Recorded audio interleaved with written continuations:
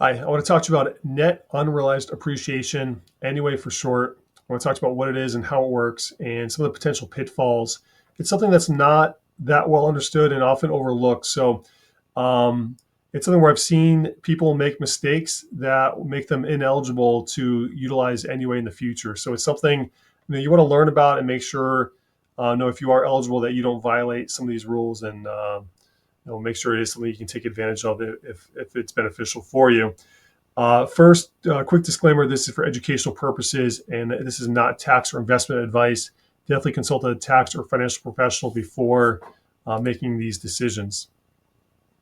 What is it? It is a tax strategy that allows you to move your employer stock from your 401k into a taxable non-retirement brokerage account rather than rolling into an IRA. Why would you do it? Because you can potentially pay ordinary income tax on just the cost basis of your stock. So if you've worked somewhere for a long time, you have highly appreciated stock, potentially, let's say um, you've been contributing for 30 years and your cost is $10 a share. It's currently trading at $100 a share. You would only have ordinary income tax on just that $10 per share, roughly 10% of the value. So it can be powerful. And then if you were to sell in the future, it'd be taxed as long-term capital gains on that growth or on the NUA portion of it, rather than pay ordinary income taxes. And I'll show you some tax brackets. You can kind of get a sense, but capital gains tax rates are lower than ordinary income tax brackets, tax rates. Where does it work best? Typically, again, the stock should be highly appreciated. It does work best when someone's in a higher tax bracket. The dividend taxation is different on a non-retirement account versus an IRA. If you draw dividends from an IRA, it's taxed as ordinary income.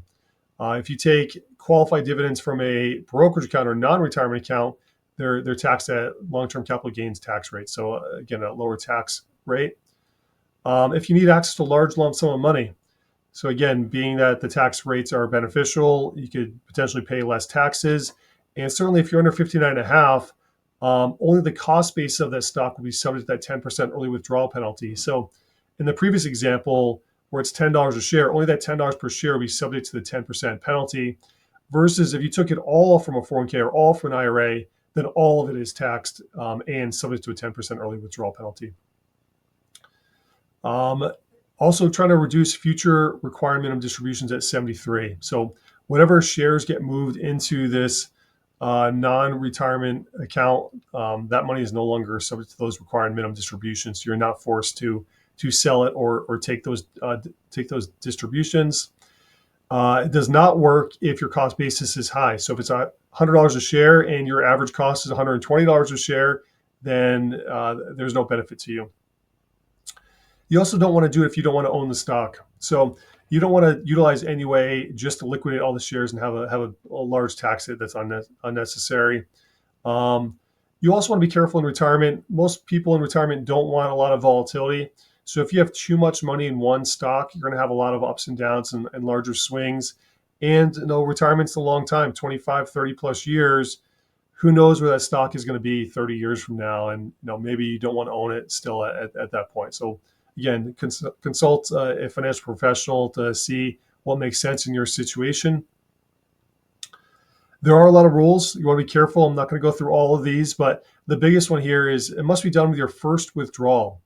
I know some people, I've seen cases where people retire, they need some money, they take a quick $10,000 out of their 401k. A couple years later, they learn about NUA and they want to utilize it. It's too late. They've missed out. The window is closed. It has to be a triggering event. So typically age 59 and a half or retirement are the triggering events. Death is one, and that's something your beneficiary would have to be aware of and for them to utilize that. Also has to be a lump sum distribution. You must take the entire balance of your 401k within that calendar year, and that includes all assets, not just the stock. So again, there are rules and you have to do this properly. Otherwise, if you don't do it properly, then not just the cost basis, but everything will be taxed as income. There's a process, a procedure. You want to make sure the custodian or 401k provider can do this. Typically, there'll be some kind of third-party transfer agent involved as an intermediary before the money ends up in your brokerage account. You want to be careful not to sell the shares inside your 401k before you do this. So if your cost is $10 a share and you suddenly sell all your shares and decide you want to buy them back, no, when you buy them back, that's your new cost basis. So you buy them back at $100 a share, that is the new cost basis, and there may no longer be any kind of NUA benefit for you. Again, you get taxed on the cost basis portion. Future sales or the NUA or the growth portion will be subject to capital gains. Not all employer stock qualifies. So again, you want to ask the proper questions to the 401k provider. You always want to review the NUA and IRA rollover options, and you want to be careful of penalties. If you are planning to do NUA and you're under 59.5 and you don't need the money and don't want to sell the shares, then you would benefit by waiting until 59.5 to avoid those 10% early withdrawal penalties. Here's a quick example. This is everything within an IRA or 401k is subject to ordinary income. Again, assuming it's not a Roth 401k, but just a traditional IRA or 401k, ordinary income on the full balance. If you do utilize NUA, only the cost base, only this portion is subject to the ordinary income tax rates. Any gains, and again, it could be higher. You may utilize NUA here. 20 years down the road, the stock value is up here. You'll have more gains, and as you sell them, you'll be subject to those long-term capital gains tax rates. Looking at this tax bracket, you can see here, if you're in the 10 or 12% tax bracket, there is no long-term capital gains. So you could potentially sell some shares each year, and you'd want to work with a tax professional to try to stay under these certain thresholds. But potentially you could be selling shares each year and having zero capital gains taxes. Now, if you're in the 22 to 35% tax brackets, your long-term capital gains tax rate is 15%. So 15 is certainly lower than these figures, but that's why I said the higher tax rate you're in, the more beneficial. So again, paying tax at 15% versus 35%.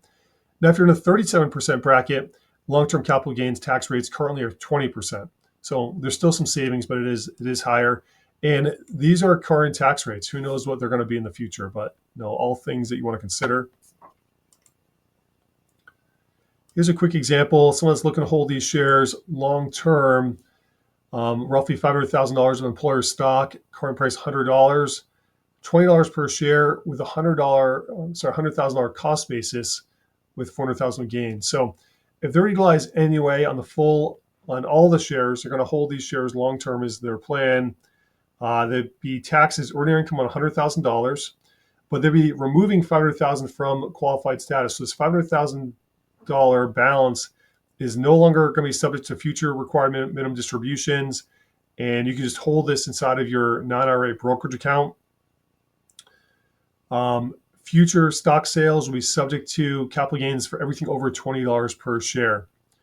Now, one of the benefits for beneficiaries, at least, this has been a rule that's been in place for quite a while now, and again, it could change.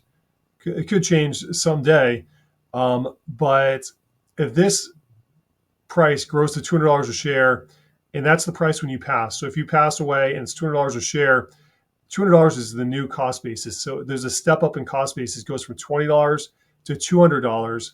Now, if your beneficiaries sell those shares, they'd only have capital gains tax on everything over $200 per share. So you can see where that's powerful, in that that delta between $200 and $20 forever escapes taxation. So it is powerful, but who knows what future step ups there will be, and how it'll be treated in the future. But this has been in place for quite a while. So dividends are taxed differently. So if you take the dividends from the brokerage account, again, I mentioned they're taxed as capital gains tax rates, at least qualified dividends are, versus if you take it from an IRA, they're taxed as ordinary income. No required minimum distribution. So if you had $1 million 401k, the RMD on $1 million is going to be roughly 4%, so $40,000 a year. Now, if it grows, maybe that $1 million 401k is now $2 million. Now that income is not going to be $80,000 a year, but by removing this $500,000 from that qualified status, it's no longer subject to those required minimum distributions. So you can avoid that unnecessary income if you don't want that income from the IRA. You can also gift shares to charities, families, or trusts. So, being that this is non-retirement, you can gift those shares to another party. Um, if your plan is to give the money to a charity, rather than you sell it and take the tax hit, you can just gift the shares directly to the charity. The charity can then sell those shares, and they don't have any tax consequences. Now, assuming they're a qualified charity, they don't have to worry about capital gains taxes. Or for estate planning, you're just trying to get the money to family or to trust. You don't want to pay the taxes.